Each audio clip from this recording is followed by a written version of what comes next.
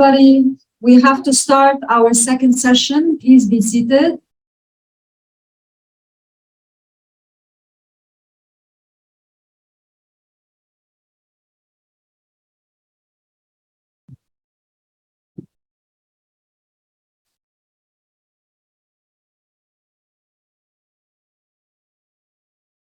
Okay. So welcome to the second session of our conference, which is the first of two sessions dedicated to one of our main themes, digital, visual, and performing arts, current practices and future trends. The other room and another one in Arabic in the second room, the smaller room, and will take place after the lunch break. So please, after the lunch break, we will have one panel here and another panel in the second room, focused on the same theme. As a visual artist, having been immersed in digital arts in the last 10 years, I cannot state that the digital world has only advantages nor only disadvantages. But what I can say is that digital arts have come a long way since their birth, and they can now easily compete with traditional arts as they provide endless possibilities. Digital arts have boomed in the last few years on a global level, from NFTs to crypto arts and digital tokens.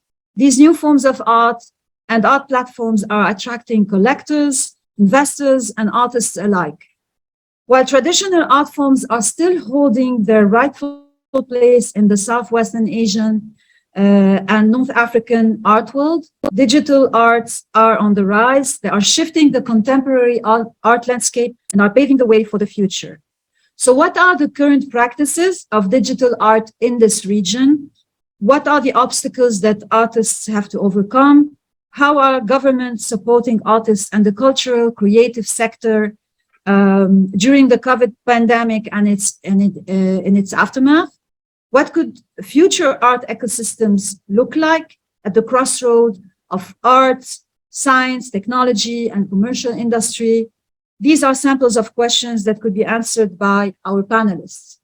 So we will have first Dr. George Ashami, the director of the Center for Research, Innovation, and Design at the School of Architecture, Art, and Design of the American University in Dubai. Mr. Majid Farag, founder of several leading multimedia service provider and digital marketing companies in Egypt, including Mega Media and Fifth Dimension.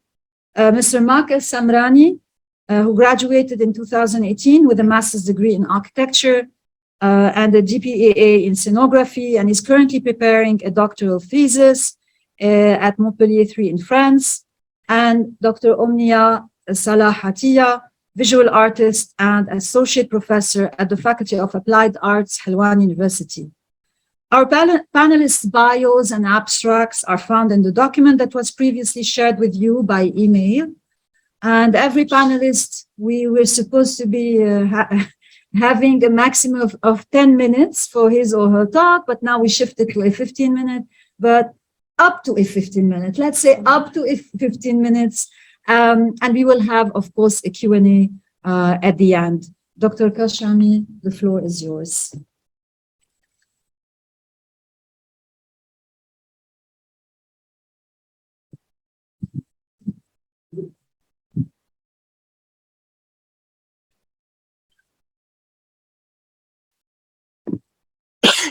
Can you hear me? Okay. Thank you, Dr. Shorabie. Good morning, ladies and gentlemen, and thank you for being here. Today's talk will cover the importance of immersive experience and the impact of virtual reality on the design process. Stated by the chairman, executive chairman of the World Economic Forum, economic and political power will be determined less by a country's size than by its technological superiority. Of course, this is not new because technology throughout history has augmented the human, physical, and mental capacities. The presentation is organized in 5 main parts. The first one deals with the power of imagination. The second part talks about the influence of technology. The third part is the introduction to immersive experiences. The fourth highlights on the case study, and the final section is covering reflections and lessons learned. Some of the materials used in this presentation falls under a fair use of others' work to illustrate specific point for research, scholarship, and educational purposes. Both images that we see here has one common denominator, the tools at hand. We shape our tools and then they shape us. The last image is taken from Stanley Kubrick's masterpiece that portrays the first man when he discovered the bone. And then the next one, millions of years afterward, showcasing the controllers of the VR systems. So the power of imagination can sometimes modify or even recast the outcome of reality. Many of the ideas that have been imagined in the past have become a reality that we are currently experiencing. Technology played and still plays a big part in that, if not the most important. One of the best examples I can think of are these images that you see on the left that are taken from a sci-fi series which illustrate a city in 300 years from now, while the images on the right are actual images of current state of contemporary cities. Another correlation that I find to be remarkable is a movie shot of a digital projection of a screen on a building, and then the other one is in Shibuya Crossing in Japan. Also some designs that at a certain period were difficult to be constructed, while others were accomplished and built, even though it seemed impossible to do so. And this remarkable project is a materialization by excellence of what a century can do.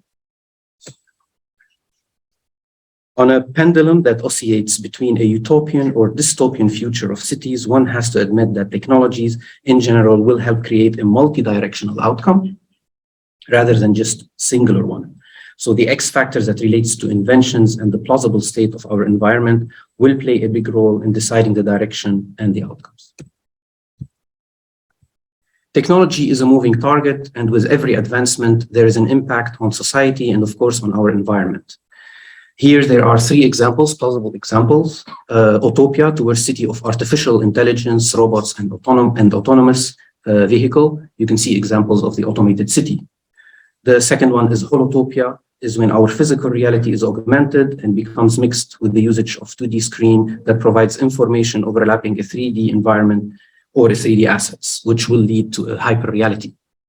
And then the last one, which is the main focus today, is Vtopia, towards cities of dreams, imagination, and fantasies, the immersive world, virtual world, that is leading towards what now the trend is calling metaverse. That specific metaverse version is taking a momentum because of the immersive aspect inside virtual reality.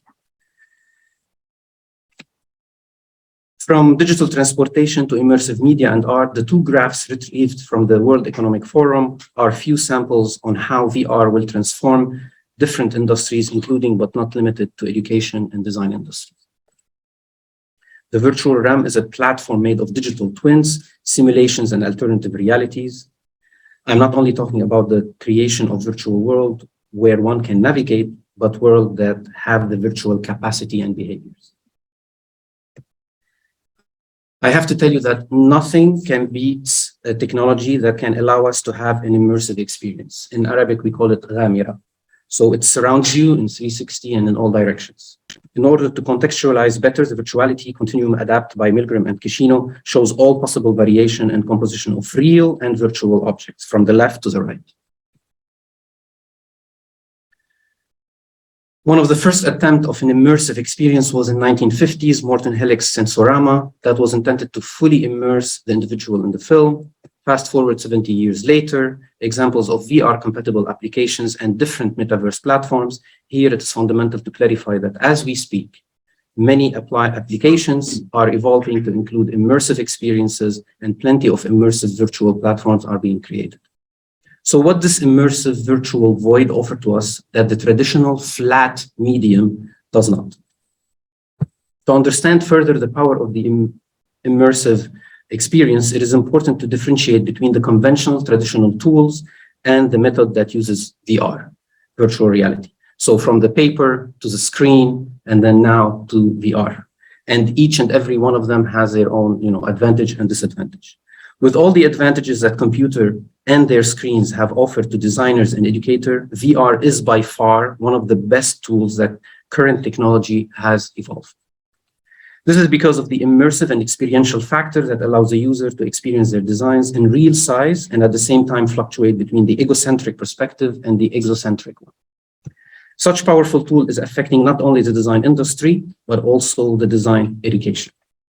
In order to be able to have this capacity, there must be proper physical gateway that can host both the hardware and the software. So the infrastructure behind it. So not only theoretically talking about it, but actually to implement it and make it real globally or at least locally.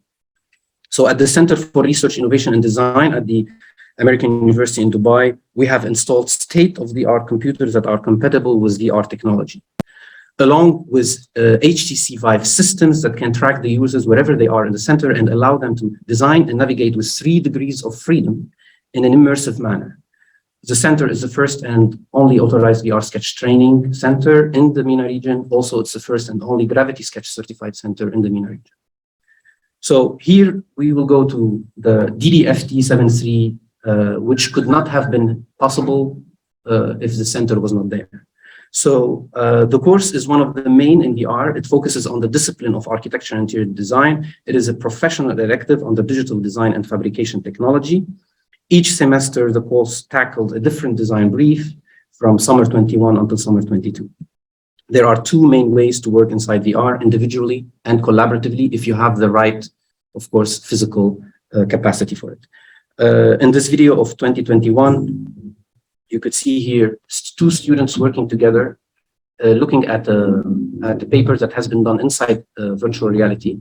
Understand you're seeing the screen here, but it's totally different experience when you are using the actual technology, which is very similar to reality that you see here physically. In fall 2021, the course became on demand with 2 full classes. This video portrays the physical, how the center is there and how each actually student inside the center are putting their head-mounted display or head-mounted device and then working inside. Here, there's a correlation between what's happening in the physical and the virtual. And you can see, for example, student outside working and inside they are collaboratively. Each green capsule that you see is actually a student. They all working together and they are all creating a single object. Here is a close-up. See here how they are all. The actual center can accommodate 9 workstations at the same time. So 9 people can be inside the virtual space at the same time. And in this video, showcase the process and outcome of selected student work. This work has been published in many forums, you know, from SketchUp blog and the VR Sketch YouTube channel, others on HTC Vive Business, also on NBC television and other exhibitions in the region. Here you could see example of student process and work as per the brief, virtual phenomenology. The idea is to actually ask students to design inside virtual reality rather than going through the actual conventional way from 2D to 3D. It's actually starting by 3D. And this is a flipped way that was never existing before. You know, because of this tool that we have, now it's possible. Here you could see the process. So this is one of the selected work and you could see the outcome. Of course, the idea was to create a virtual world that you can, of course, put on the metaverse. But the idea is to experience virtual world, not the same way you experience the physical world. That's the idea, to make it more creative.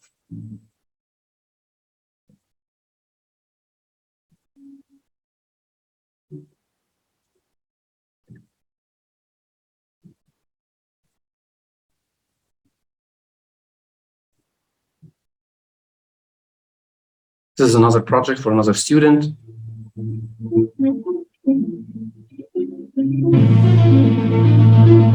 And this is the process inside VR Sketch, how they built the space, and then later moved to another software and also showing using virtual reality to add material, color, and all.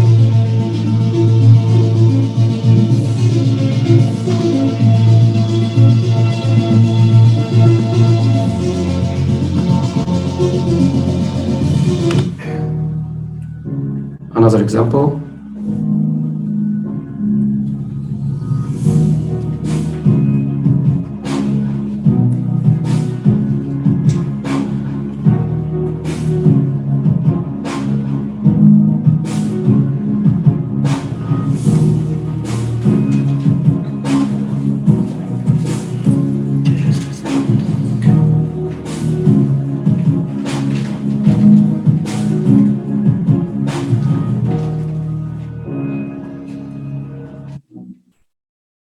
So one would ask, what are the lessons learned and the opportunities at hand?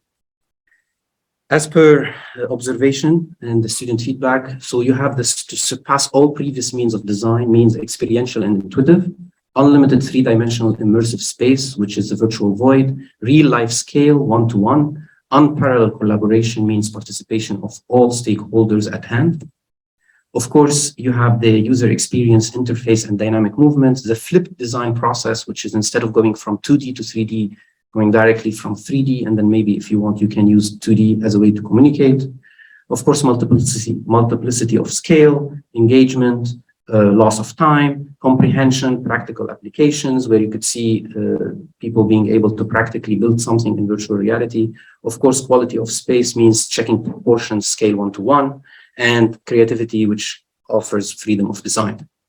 Now, not only students are asking to learn this, so we also train, professionals, even educators, and the center also offers that to any entity who would like to actually learn how to design inside virtual reality for virtual reality. For research, innovation, and this is because we don't have the technology with us. This is just a small demonstration that has been done at GITEX in Dubai, and then showcase how I'm working outside and how you can see inside the creation of the space. Again, this type of technology can only be experienced. So I'm not talking about the screen of the computer, but rather more of the 360 environment that the screen is actually on your eyes. The experience is you can experience a scene very small of what you're doing. You can play around, and then of course you can immersively do it. And when you're in it. Okay, so time is up. Thank you.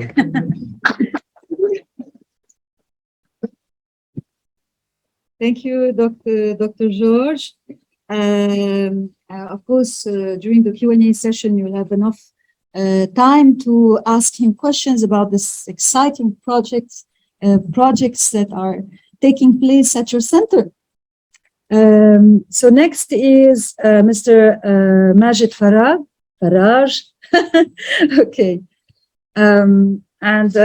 Well, Mr. Majid will talk about performing arts in the metaverse.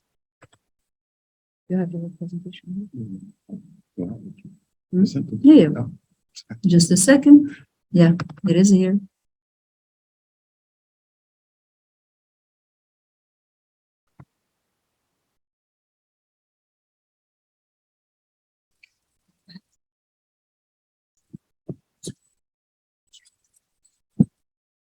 Thank you, Dr. Pamela. First, it gives me great pleasure and honor to be speaking here today. Hopefully, during my presentation, we'll go through some use cases about the metaverse, explore a bit about the history, the future, where it's heading, and we'll leave some questions unanswered. That's the reality of it. Let me start with a brief introduction about myself, or just a show reel of my company. This is the first company that I founded back in 1994. We came at the intersection of media and technology. It was, I believe, the birth or the process of digital transformation started almost 30 years ago. We're now coming to a point in time where it's realized and taking its full potential. And one of the most interesting use cases that we explored was actually about cultural heritage, using the technology to document culture for museums. And in that specific case, one of the projects we did a CD-ROM at the time, pre-internet, so we had to put everything on a CD-ROM. So we made a documentation for one of the tribes in south of Egypt, and it was very interesting to document that and put it on a digital form. Okay, now skip to 2011. We had the opportunity to found a joint venture with a Danish gaming company, and that was the introduction to augmented reality. We're very early on exploring the potential of the technology. We were very lucky to work with companies like Disney and Lego, again, just trying to explore what can be done with augmented reality at the time. And this is the show reel of my latest company. We founded in 2016, focused only on virtual reality and augmented reality. We're mainly exploring the horizontal landscape of the technology. So we're not focusing on a certain type of technology. We're doing augmented reality, mixed reality, virtual reality, whatever divergent reality is out there. We try to make a useful use case for different clients in different contexts. So yeah, we create, we design, we implement, we deliver the full, implementation for different types of immersive computing experiences, whether it's in 3D, whether we shoot in 360, and then we put it in an experience. And we're proud to have such a global footprint. And again, one of the most interesting use cases that we're currently working on is back to cultural heritage, using the technology to document cultural heritage properties and put it on whether it's you put it on virtual reality or you make an augmented reality. So while you are actually visiting the museum or the whatever cultural property, you have this ability to maybe talk with the people who built this temple and relive history in a new way, new form. So let's take a quick look at where it's heading. This is just a collection of different headsets, and it's good that Dr. George gave the introduction of the presentation talk before me. So now, but it's moving very fast. I have to say that over maybe from 2016 with the official birth of the first commercial VR headset until now, and it's moving very rapidly to an extent that maybe in the future, this is the latest headset that has actually some EEG sensors that has computer brain interface. So it actually reads directly from the brain. And there is another smart contact lenses. It's actually happening. So in the near future, maybe what we have now is just the start of something that's much bigger. And again, it didn't only, I think the technology didn't only offer a way to document and disseminate the information about the culture and art, but also gave a new art form. So in that example, you see the artists are not just drawing, or they're living with the art, and that even gave a new type of performance. In that case, you see the artist on stage while she's painting live with some music happening in the background. We did a bit of art piece, I have to say. We are vibing the art, as we call it. This was a 360 experience, 360 stereoscopic, where you see things in 3D, or a folklore dance, al-Asaya, that was actually partially heritage dance in a way. And we put that during the VR section at the Cairo International Film Festival. So again, it's not only about VR or AR, and I believe we have gone through the introduction, but in brief, in VR, the screen becomes your world, and in AR, the world becomes your screen. One is about fusion and one is about replacement. And of course, augmented reality, the way we see it now, is also a very, very powerful tool, because we have it in our phones, and the actual Android and iOS, they have the native libraries for augmented reality. So if we say that maybe we have 50, 60, 70 million headsets all over the world, we have 7 billion mobile phones that we can deliver immersive experiences on. And as you can see, it's developed again over the past few years very rapidly, that it's very powerful in terms of recognizing the space, even motion tracking and recognizing the face and doing a lot of stuff. So it doesn't show, but again, this is just showing the capabilities of recent augmented reality libraries. And of course, there's also the brilliant AR filters that you can find on Snapchat, on Instagram, and Facebook, and so on and so forth. And they're very powerful. And again, the point of having frictionless experience. So you just open your app and you have it right there. And again, this is all based on machine learning. So the more we use it, the more it becomes more powerful, the more it becomes more immersive as such. So again, an augmented reality gave a new way of expressing art, of actually creating art as such, whether you're deforming art or you're creating a new art piece and telling the story differently.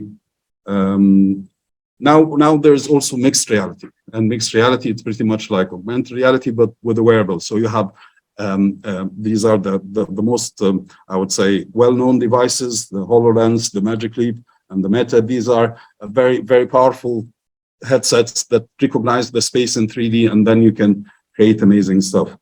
And of course, everybody's waiting for the Apple AR glasses or smart glasses, and supposedly there are rumors for the past few years that they're happening, and this will create a whole new shift, like Apple did with the smartphones. I believe when they do their glasses, they're just going to create a whole ecosystem that will take the world to a whole new dimension. this is an interesting use case where they use the HoloLens. Okay, very interesting. It doesn't play. It's nice. I saw it. Another very important aspect of this whole space is volumetric capturing. And volumetric capturing, like you see in the photo in the top, where you get an actor or a talent who is performing a certain move or art or whatever, and then you capture it in 3D, and then you can take this asset and you can deploy it in augmented reality or virtual reality as such. And there's a lot of potential for using this again in art and cultural heritage and so. And this is just an example of how it could be used in that case. It's stadium scale augmented reality experience. So imagine all the people attending this match, they can view on their phones using 5G an augmented reality experience of that scale. I hope this one plays. This is another. Really enabling the storytellers and the creators to open the barriers to immersiveness and to really bring that iconic story from a 2D world to a really immersive world. This initiative is important because Paramount and Intel both are at the forefront of digital transformation, especially when it comes to immersive cinema. What's exciting is with volumetric, you're able to have the dancers all spread out in different spaces and different angles, and just be able to swing around that volumetrically from any camera angle, director's angle, or point of view. That would be amazing. Volumetric to me is kind of the next piece of the puzzle. It's the next thing that actually will have massive abilities and capabilities. We're just starting to scratch the surface. We don't really even know where it's going. So again, this was just celebrating 40 years of Greece. So they did the whole dance and using volumetric capturing. And when you experience this, you put on a mixed reality headset and you can see the whole show happening on a table in front of you. And then you can come close and interact with the dancers. This is another very interesting example what they did at the Louvre. They made special kind of photography for the Mona Lisa to understand how she was sitting actually, the Gioconda, while Leonardo da Vinci was painting her. And they made this VR experience at the Louvre where people can come up close and personal with the Mona Lisa in a way that was never possible before again. So briefly you can say that virtual reality or augmented reality, or this whole immersive space is the new internet, and it is happening as we speak. I believe that there will come a certain point in time where we will communicate, we will learn, we will play, we will shop like never before. So the metaverse, there's not a single metaverse at the moment. Maybe it will take tens of years to have like this whole come into a single space. So we have the Meta or Facebook version of the metaverse, and that came and created a whole hype about it, and in a good way, in a bad way, but yeah, that's the way technology goes. And then there's Microsoft, who's building Microsoft Mesh, with again about a persistent world where people can interact and come close together. There's NVIDIA, they're building also the Omniverse. There's HCT, who are building their version of the metaverse. So the metaverse, at the moment, there may be multiple metaverses, but it's happening, and it's going to come big. And as we can see, there's a lot of brands that are moving into the metaverse, whether it's Disney, Nike, Adidas. Of course, all the fashion brands are moving in very, very heavily. Gucci, Louis Vuitton, all the brands that you can think of. There's even Gucci bags that can sell on the metaverse higher or for much higher prices than the real bag. And I believe again with NFTs and this whole concept, like mentioned before, this is the painting, the 5,000 Days of People, that was sold for almost $70 million. And NFTs, I think it will even reflect our ownership of physical items. At a certain point in time, maybe it's safer to have an NFT for your home, for your car, and then that becomes the means for ownership later on, not only on the metaverse or for digital items. And just to give you in a glance, like in 2019, was less than $10 million. In 2021, almost $20 billion. And in 2020, in the first 11 days, we have almost $2.3 billion. So that gives you the magnitude and the scale of this whole NFT scene.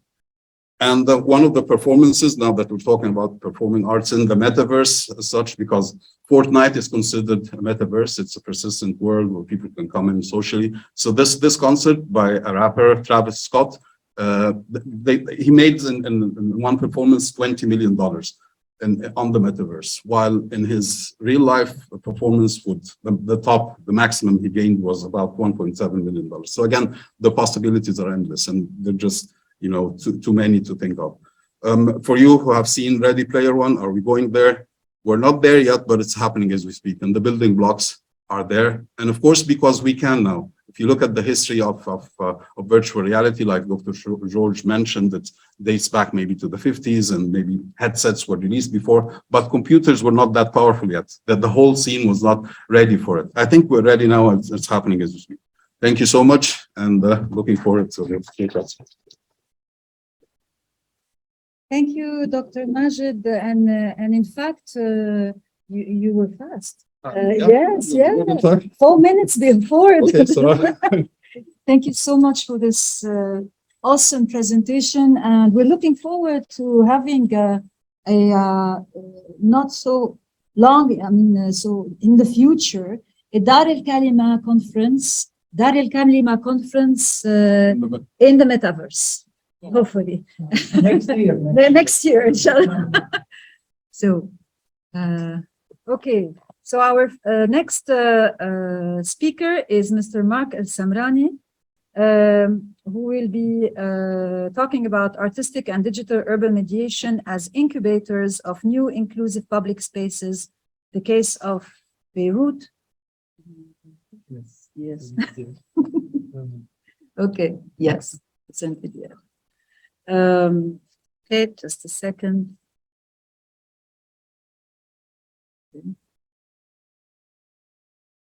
Is it all right? Yeah. Go ahead.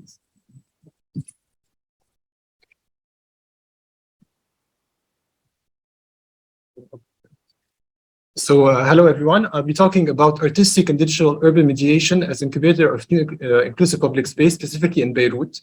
We'll try to see what does it mean to share and create images in the internet or the internets. So first of all, when talking about public space, the first question that comes to mind is how can we define this very dense and complex concept? Are we talking about urban public spaces in plural, or the public space referring to Habermas' public sphere? Are we limiting it to its legal boundaries? Are we including private spaces that could generate meeting spots such as malls, cafes? Could these public spaces be immaterial, non-physical spaces? Well, it's actually very hard to find a consensus over its definition, even in the academic field. So if you go back to the beginning of the 1970s, when certain authors felt the need to create the concept of public space to designate under the same term all the places where city dwellers cross path and meet, it was then to announce its possible disappearance. Some authors like Camille Seat and Jane Jacobs had already pinpointed the major flaws the city was facing through its urban planning. The introduction of new communication media has made our relationship with the physical urban spaces of cities even more complex. Indeed, we cannot deny the impact of these new technologies have on our urban spatial experience. They introduce new practices and generate new social behaviors that were or seemed unusual. These technologies invaded our urban experience. They can be sought either as digital tools or mediators. If we think of them as digital tools, they create private interaction sphere, since the user, although co-localized with others in a public space, is present in his private digital sphere with his own connection. And it's in that sense that these technologies introduce new spatial time measures. Since to be co-localized does not mean systematically to be co-present with this person. This normally tends to detach us from the physical public spaces and can inhibit any possible interaction with the co-localized user and with the space itself. On the other hand, these technologies can be thought of as space mediators. I like the definition that Merleau-Ponty brings to the mediation. So in his book, La phénoménologie de la perception, Merleau-Ponty develops a reflection on the mediation of spatial perception based on the example of the blind man's stick. The stick establishes a mediation between the physical space that he cannot see and the subject, which is to be understood as a construction of subjective experience of space. By moving it and scanning its surroundings, the stick makes it possible to establish a relation of position between the stick and the object, as well as between the different objects. When the stick ceases to be apprehended only as an object, but as a mediator of space, it becomes a sensitive area. It increases the range of action of the subject's touch. It becomes analogous to vision. These digital tools, sought as mediation, can initiate new urban practices in the urban space. Let's just take the example of the smartphone and the online tools it offers through social media platforms such as Facebook. Jerno Reither, in his talk Urban Spaces in a Digital Culture, shows example of this relation. For example, in 2008, Facebook launched a feature that allows you to upload videos. In 2009, Flash mob became a global phenomenon. In 2010, Facebook introduced community pages. A few months later, in January 2011, this feature was used to organize and mediate a protest at Tahrir Square that led to the Egyptian Revolution. In 2011, Facebook introduced a new feature. This time, you could tag photos based on location. A few months later, the Occupy Wall Street movement arose. It is in this way that it's interesting to talk about the Lebanese revolts in 2019 that completely changed the definition of urban spaces in the city. So I'm going just to center the study on Beirut, although we could talk about different spaces in Lebanon because it happened all over the Lebanese territory. So if we look at the urban spaces in Beirut, some could correspond to what William might, in his study of the social life of small urban spaces, qualify as potential successful urban public spaces. He, in fact, details insight into 7 basic factors of successful public spaces, like creating a suitable space, interaction with the street, the sun, food, water, trees, and finally, a term White calls triangulation, or the ability of public space to bring people together. It's maybe specifically with this last one that these spaces fail in the role of being public.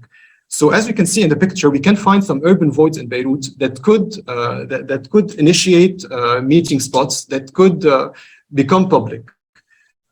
We can even find some what I call activators, as in restaurants, sculptures, shops that could attract the public. But these spaces are not used by the Beirutis. They've become transit spaces at best. This could be explained by the progressive privatization triggered by Tdír, a private firm in charge of reconstructing the city center after civil war. These very gentrified spaces are not easily appropriated by the inhabitants. But the other problem is that most of these spaces are not open to any kind of political debate, and political debate in the very large sense, not very, very large definition. Since these spaces are in fact politicized and not political. We can look, for example, at the Naba district. So it's a very small area in Beirut. We can see the huge number of religious and political signs in the Naba district. So there's a Virgin Mary, there's the political flags, there's the Armenian flag. In a very small area, there's a lot of urban and religious sign. We can see as well in this small square in al-Shafiyeh, already the space is very small, so it's hard to create practice in this space. There's a huge religious structure in the middle of the space. Generating one common identity through by imposing a political or religious figure is, according to Paul Ricoeur, the position of what makes a true public space. So in Beirut, we see scattered common spaces, so common, not public spaces, that are closer to semi-private village-like domain. What arose during the 2019 protests is the activation of dedicated and non-dedicated urban spaces through physical and symbolic reappropriation. This was made possible by leaving physical traces in these urban spatialities, traces that are the proof of new public usages of that space. Artistic performances and artistic interventions were a clear example of the emergence of new spatial behaviors in these urban areas. I would define these actions as imaginary acts, since not only they transform the physical morphology of the space, but also they introduce a new narrative, a new spatial experience. So we can see some of the pictures that happened during the revolts. So a map proposed by Antoine Attallah, which is an urban activist, redefined these spaces by the imaginary acts that occurred in them. So the space is not qualified as a space by itself, but it's qualified by the act that happened in that space. So what's also interesting to note is that those artistic interventions created a link between the physical and the virtual space. As most modern protests to the Lebanese revolution, since even though some still argue that these protests are considered as revolutions, but I think it should be at least considered as a spatial revolution in Beirut. They were accompanied by a massive virtual presence, which some consider a new form of inclusive public space that either initiated the physical reappropriation of spaces or simply was able to publicize those physical events. So to generate a new public opinion and new widespread imaginaries. So when we look at the map, we can see that those events took over most of the area of the Beirut city center, which was a giant parking lot before the revolution. This act took very different forms, going from urban agoras to discussion forums to graffiti to painting to happening to sculpture to concert, etc. I'm going to focus on two specific sites in Beirut: the Egg and the Ring Bridge. So the Egg is the picture you see at the bottom of the screen. So the Egg is an old cinema that was abandoned. It's a very noticeable shape in Beirut's landscape. It was and still is close to the public. It was through the years reduced to a geolocalized spot with no specific identity and not generating any specific usage. During the revolution, it was invested by the protesters and became a symbol of the spatial appropriation.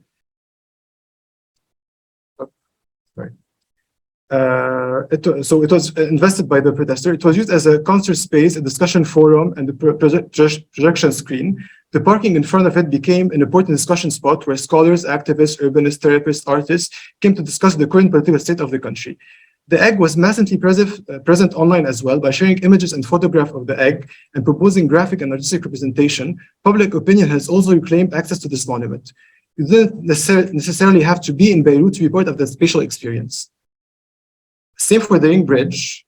So these are images of the Egg that were shared online. Same for the Ring Bridge, which quickly became a major turning point in the revolution. This rapid transit space, designed specifically for cars and that was in no way destined to become a meeting space, welcomed demonstrators who reimagined the space as an outdoor apartment, adding their sofas, their fridges. An online ad was even posted on Airbnb to book a night in what was commonly known as the apartment of the people. This specific site became a major confrontation spot between demonstrators and supporters of former political parties who claimed the right of passage, hence the "You shall not pass" poster at the beginning of the bridge that you see in the first picture. These confrontations took place both in the physical space of the city and in the digital sphere, where we began to see the same social dynamics as those that we observe in real life. So these digital mediations that were created could modify the spatial experience of the user. Tells us something important about the current impact of the internet. So internet, singular, is still perceived as a deteriorized space without borders, without limits, open and accessible to all. But more and more research are proposing to look at it the other way around. So I'm going to end with 2 or 3 references. First, a quote from Frédéric Martel in his book Smart, Enquête sur les Internets. So he's saying the internet does not abolish traditional geographic boundaries, does not dissolve cultural identities, does not smooth out linguistic differences, it consecrates them. So it is not territorialized, it's very related to a territory. The future of the internet is not global, it is anchored in a territory. It's not globalized, it's localized. We must also stop talking about internet with a capital letter, but prefer the internets in lower cases and in plural. Sorry. So the same for the 2 other references, which are Boris Bode with the book The End of the Internet, who is saying that internet is starting to mimic the processes we see in public spaces, so privatization, hierarchy of speech. And same for Olivier Aubert in his book Anopticon, who proposes to think of the internet as a space like any other urban space, a space which has its own language, its own perspective. He talks about the anoptic perspective. So he compares it to painting, that before creating perspective in painting, we didn't really know about it. So it's the same with internet. There is an optic perspective that leads us to one common capitalistic point. And he think of it as of the internet as a complementary space that is to real spaces and not secondary to real spaces. So these mediation during the revolts were not only able to activate urban public spaces, which might have been temporary, but were able to generate virtual public spaces associated with the physical ones that continue to evolve and to be activated by delocalized users.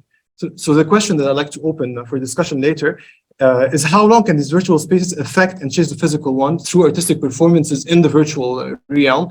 How can we still modify the spaces without being attached to them? And are these 2 spaces going to be attached on the long term? Thank you. Thank you.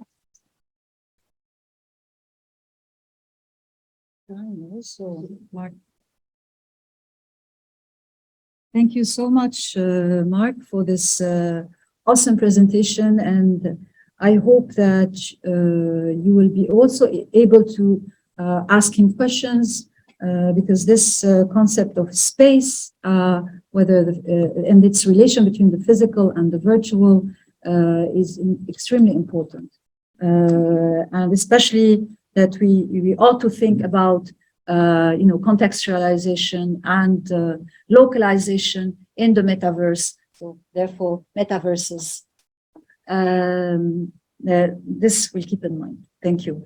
Okay, our next speaker, last but not least, Dr. Omni Atiya, will be talking about code and fold as a creative tool in three-dimensional forms. Just a second.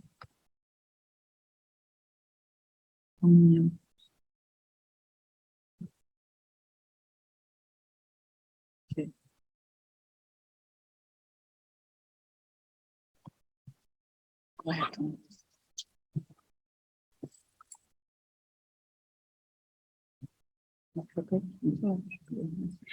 Good afternoon, everyone. First, I would like to thank Dr. Bamila and the organizers of the conference for the opportunity. I would like to talk about my interest before I go through the discussion about code and fold. I have been always fascinated in combining sculpture with media art. Also on my PhD and my master degree, I have discussed in many expressive ways how sculpture concept or the concept of sculpture have been altered and changed through the last 70 years from an abstract or modern or physical form to many unpredictable medium. And now I'm going to start my presentation. Okay. My topic is about code and fold.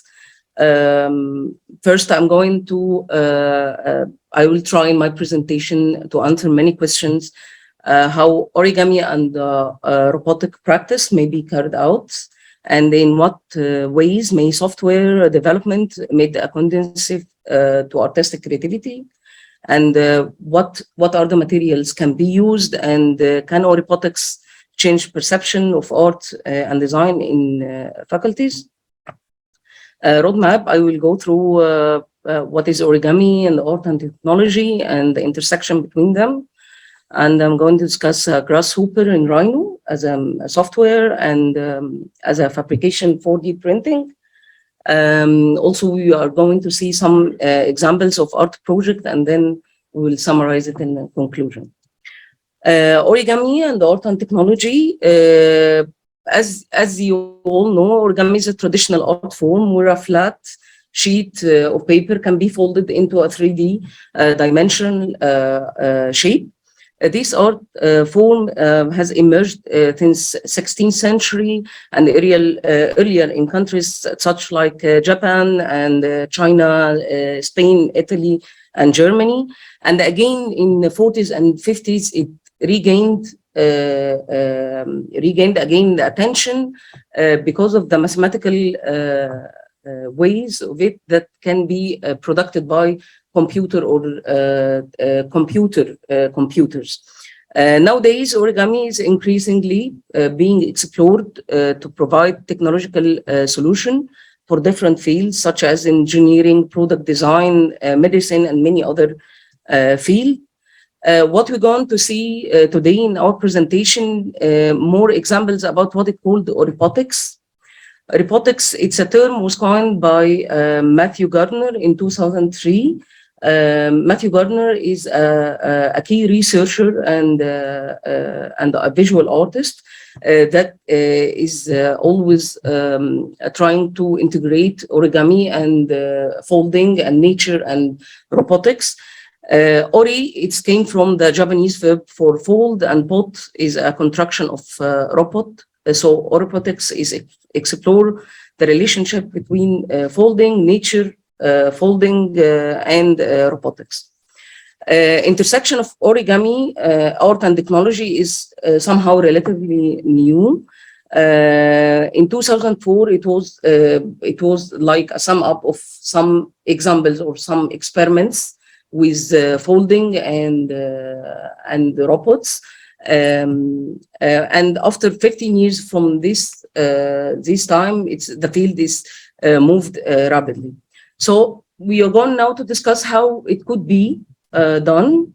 I would like first to refer that the software or fabrication that I'm going to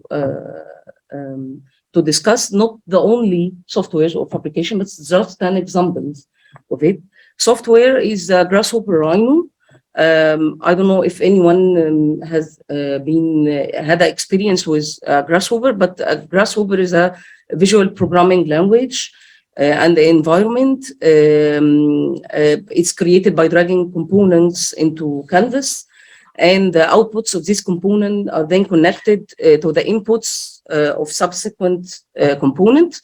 It's primarily used to build generative algorithms, such as generative art and many components that create 3D geometry in general. There is a component that's called mesh, and this is found as a list of commands in Grasshopper, a set of user objects which enable wide range of mesh editing. In 2018, Matthew Gardner had his PhD in how to develop a plugin that called Ori GE Solver that can accept a mesh and optimized according to options such as thresholds and weighting factors. This is a simplified patch of Ori Grasshopper patch. And this is the outcome, how it can be done easily with this patch that transform a sheet into a Grasshopper, into algorithmic with using Grasshopper. I'm going now to shift to the fabrication. Which is well known now, is a 4D printing. 4D printing is a process through which a 3D printed object transforms itself into another structure over the influence of external energy input, such as temperature, light, or other environmental stimuli. We can shift to the video.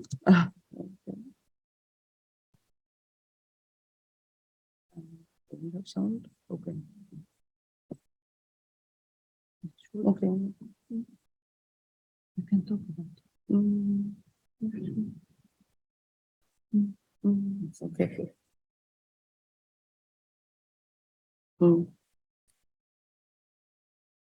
As you see, it's now the fabrication of the self folding strand, and this folding will be transformed during because it put it in the water.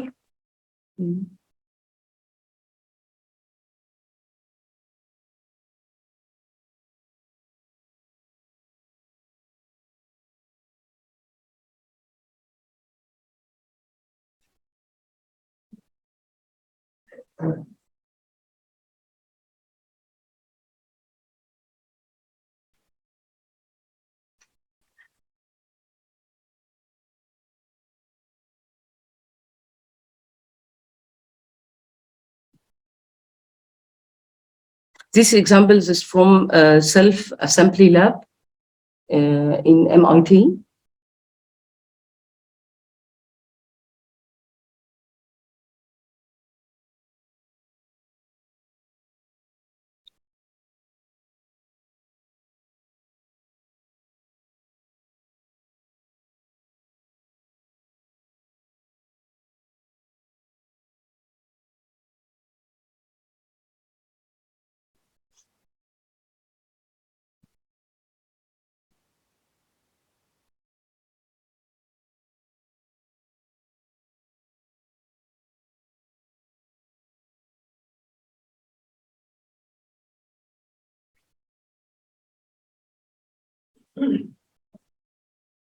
Many examples which you see it's according to water, but other materials is responding to light and electricity and heat. Sometimes it's not only water. Example here is like this.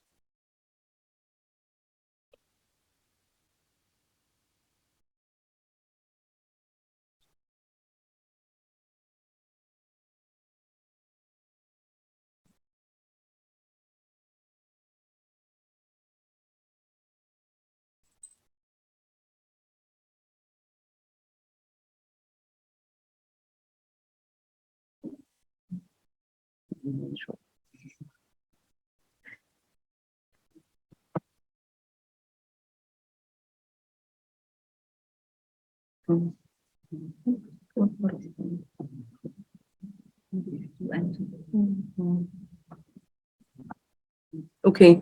After we see the video, I think maybe it comes to mind which materials can be used, because if you know 3D printing, it has a limited material, but is it the same material that is used in 4D printing? And no, it's not the same material.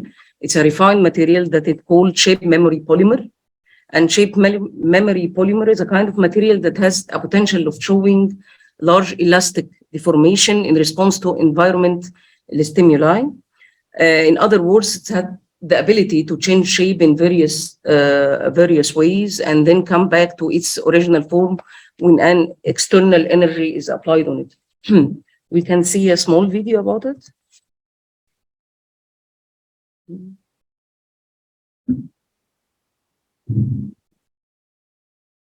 It's a miniature of Evil Tower.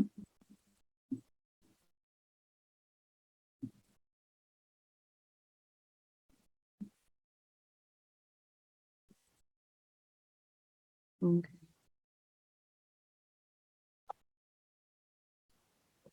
We can now shift to some art projects that uses these methods. First one, Justin Goodyear, Adaptive Plum in 2008.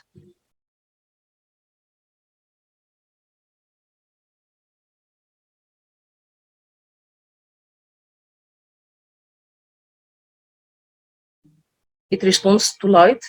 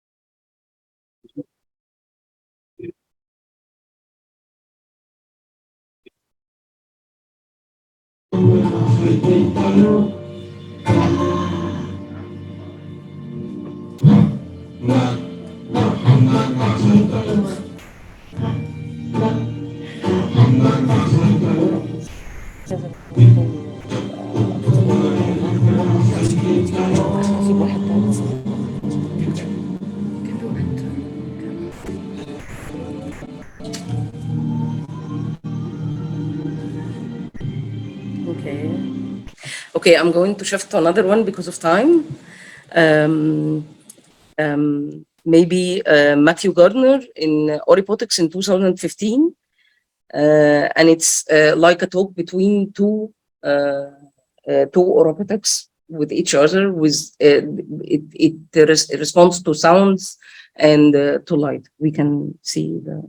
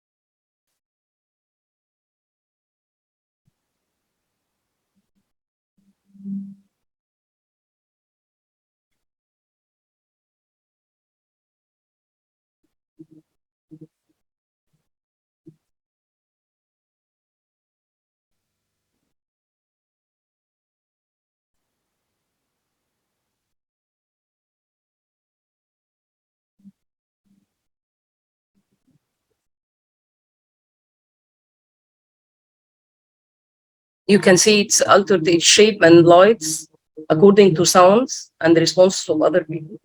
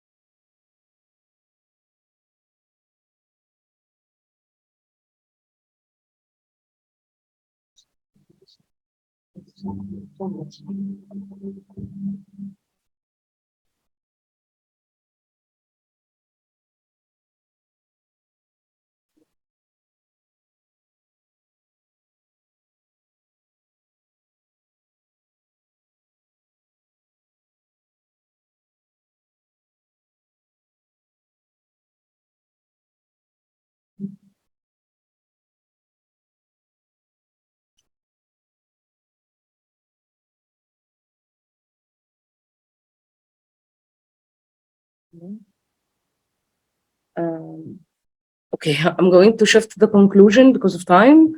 In this presentation, I presented a review on robotics and 4D printing, softwares, fabrication methods used in relation with origami, art, and technology. Robotics is much helpful not only for media artists, but as well as for a designer as well. And the review of works is still brief, and while it shows that much has been attempted by various artists, architects, and researchers, there is still much to explore.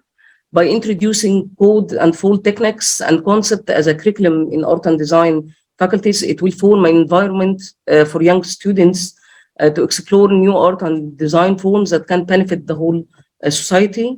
And of course, it's a big shift which can rewrite Middle East art and design history. Thank you.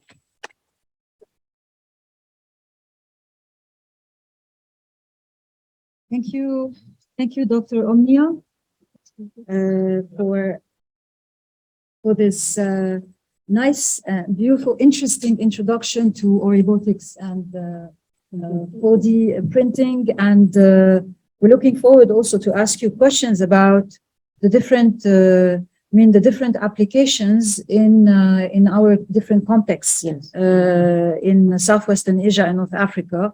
And what are you specifically doing also? Yes, in your own context? Yeah.